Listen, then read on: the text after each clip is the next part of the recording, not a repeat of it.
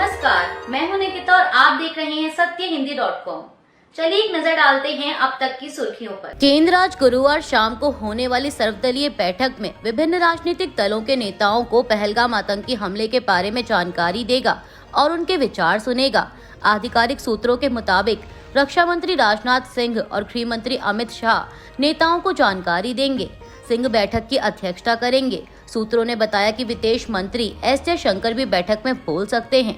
वहीं शाम को होने वाली इस बैठक पर शिवसेना यूबीटी नेता संजय राउत ने कहा कि आज हमारी सर्वदलीय बैठक है, फिर भी सरकार के गोपनीयता का हवाला देते हुए अपनी कार्य योजना का खुलासा करने की संभावना नहीं है, जैसा कि अक्सर होता रहा है।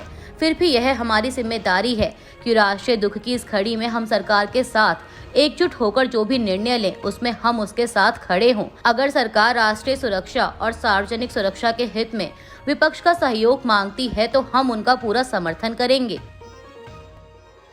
जम्मू कश्मीर के पहलगाम में मंगलवार को हुए चरमपंथी हमले पर ब्रिटेन के पूर्व प्रधानमंत्री ऋषि सुनक ने कहा कि हमारा दिल टूट गया है।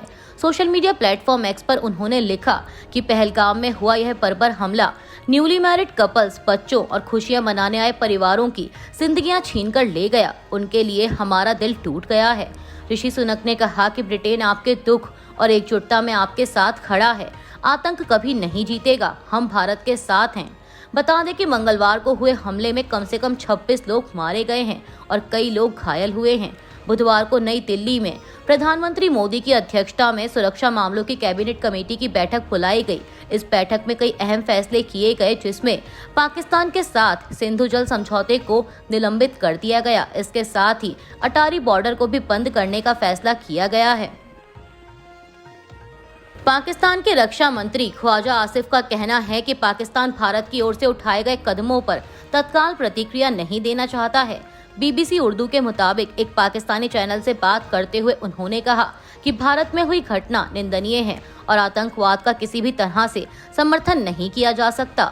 सिंधु जल संधि के निलंबन पर बोलते हुए रक्षा मंत्री ख्वाजा आसिफ ने कहा कि भारत लंबे समय से इससे बाहर निकलना चाहता रहा है।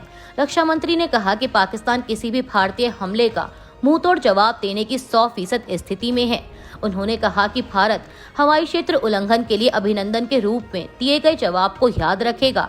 पाकिस्तान के रक्षा मंत्री के मुताबिक बलूचिस्तान में भारत के संरक्षण में आतंकवाद पनप रहा है। जाफर एक्सप्रेस की घटना में क्या हुआ यह सभी जानते हैं। भारत ने अलगाववादियों को पनाह दी है। बलूचिस्तान के अलगाववादी इलाज के लिए भारत जाते हैं, इसके कई सबूत है। ख्वाजा आसिफ ने कहा कि भारत को पहलगाम की घटना के लिए दूसरों को दोष देने की बजाय खुद को जिम्मेदार ठहराना चाहिए। उन्होंने कहा कि यह भी संभव है कि पहलगाम हमला भारत की ओर से ही किया गया एक झूठा अभियान हो। किसी को भारत से पूछना चाहिए कि अगर कश्मीर में निर्दोष लोग मारे जा रहे हैं तो दशकों से वहां मौजूद 7 लाख सैनिक क्या कर रहे हैं।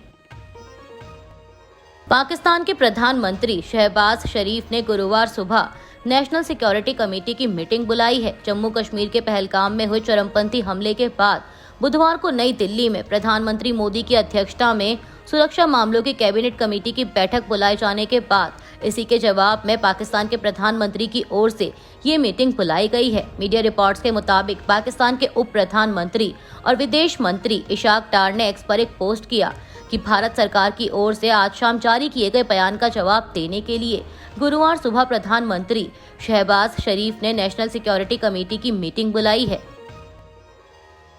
पीटीआई के नेता और पाकिस्तान के पूर्व सूचना और तकनीकी मंत्री चौधरी फवाद हुसैन ने कहा है कि अंतर्राष्ट्रीय कानूनों के तहत भारत इंडियन बेसिन संधि पर रोक नहीं लगा सकता। ऐसा करना संधि से जुड़े कानून का घोर उल्लंघन होगा।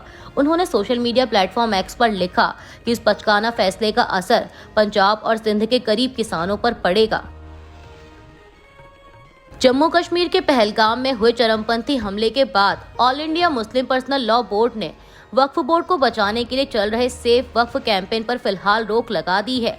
मुस्लिम पर्सनल लॉ बोर्ड ने एक बयान में कहा कि कश्मीर में आतंकवादी हमले में कई पर्यटकों के मारे जाने और घायल होने की घटना पर मुस्लिम पर्सनल लॉ बोर्ड ने अपनी सद्भावना प्रकट की है और फिलहाल अपने प्रदर्शन को रोकने का फैसला किया है। बोर्ड ने कहा कि मारे गए लोगों के प्रति सद्भावना प्रकट करने के लिए उसने विवादास्पद वक्फ संशोधन कानून के खिलाफ चल रहे आंदोलन को 3 दिनों के लिए निलंबित करने का फैसला किया है। अमेरिका के राष्ट्रपति डोनाल्ड ट्रंप ने यूक्रेन के राष्ट्रपति व्लादिमीर जेलेंस्की पर शांति वार्ता को नुकसान पहुंचाने का आरोप लगाया है। इससे पहले जेलेंस्की ने कहा था कि यूक्रेन क्राइमिया पर रूसी नियंत्रण को मान्यता नहीं देगा। वहीं अब ट्रंप ने social media platform truth social पर दावा किया कि युद्ध को समाप्त करने के लिए समझौता बहुत करीब था, लेकिन जेलेंस्की की ओर से अमेरिकी शर्तों को स्वीकार न करने से संघर्ष लंबा खिंच जाएगा। गौरतलब है कि यूक्रेन लंबे समय से कहता रहा है कि वह क्राइमिया को नहीं छोड़ेगा। इस इलाके पर साल 2014 में रूस ने अवैध रूप से कब्जा कर लिया था। जॉर्डन की सरकार ने मिस्र के सबसे पुराने और सबसे बड़े इस्लामी संगठन मुस्लिम ब्रदरहुड पर बैन लगा दिया है। यह कदम तब उठाया गया जब एक हफ्ते पहले सरकार ने कहा था कि इस इस्लामी संगठन के कुछ सदस्यों को गिरफ्तार किया गया है, जिन पर रॉकेट और ड्रोन हमलों की साजिश रचने का शक है।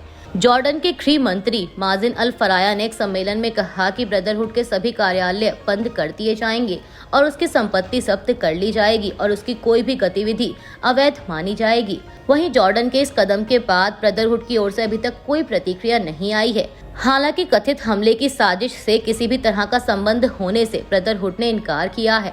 साथ ही यह भी साफ नहीं है कि इस बैन का समूह की राजनीतिक शाखा इस्लामिक एक्शन फ्रंट पर क्या प्रभाव पड़ेगा। बता दें कि एक्शन फ्रंट जॉर्डन की संसद में सबसे बड़ा विपक्षी समूह है। अभी के लिए बस इतना ही। बाकी की खबरों के लिए जुड़े रहिए सत्य हिंदी.com के साथ।